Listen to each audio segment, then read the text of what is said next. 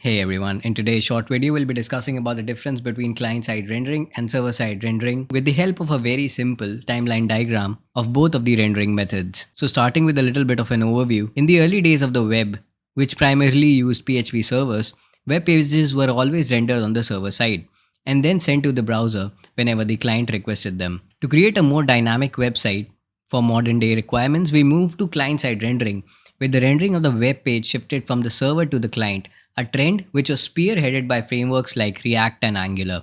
But not all types of apps are suitable for client-side rendering, and that's why full-stack frameworks like Next.js or Remix are combining different aspects of both server-side and client-side rendering, giving the best features from both worlds. Now, to see how client and server-side rendering are different, let's take a look at the typical timeline of how a web page is generated and how the client and server will interact with each other in both of the scenarios. So starting with the client side rendering first, here taking the example of a standard React application.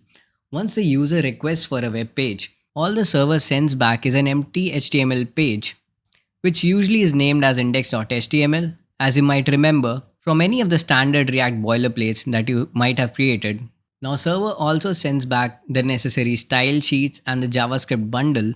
Now this bundle contains the build file of the entire application, so it can be quite large in size, and only after the entire JavaScript is downloaded and executed, the very bare bones version of your app is rendered on the screen, which typically just has a basic layout and shows a spinner or a skeletal loader while it waits for the necessary data to be fetched from the server to render the page. Now, since we have some part of the web page already rendered, this point of time is also known as the first contentful paint or the FCP timestamp in browser terms. Now, as you can see here, to fetch the necessary data, we have yet another client-server interaction. And since multiple server calls might be needed to fetch all of the necessary data, it might take even a couple of seconds for the server to return the data.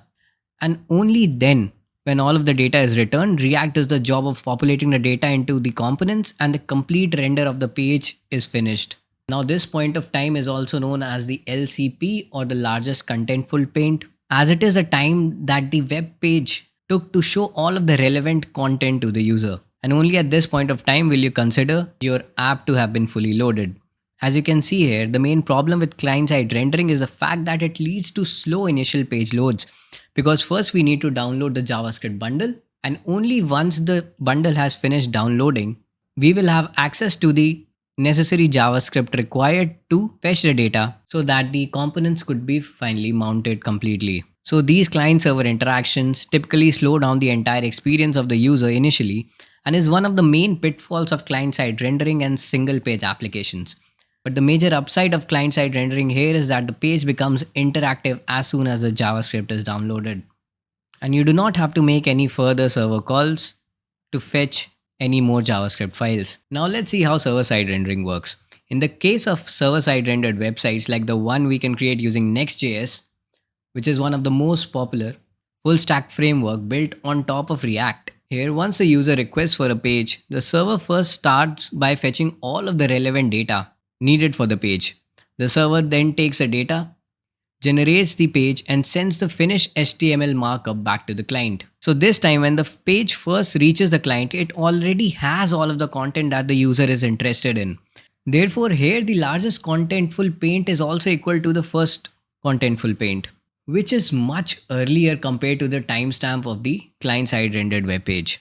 And this is why in server-side rendering, the initial page load is much faster. But now you might wonder that how will this static HTML page now become interactive since there is no JavaScript? Well, the answer to that is the server will also send a JavaScript bundle along with the markup, which will be downloaded in the background.